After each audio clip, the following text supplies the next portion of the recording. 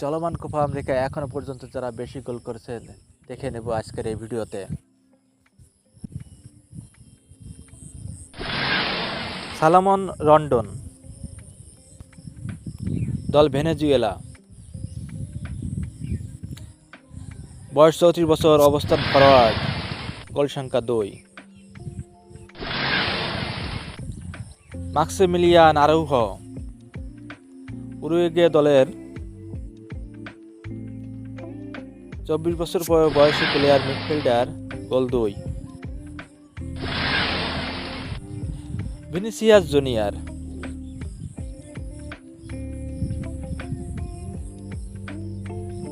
Brazil দলের 23 বছর forward, গোল সংখ্যা 2। ফ্লোরিন বালোগুন, মার্কিন যুক্তরাষ্ট্রের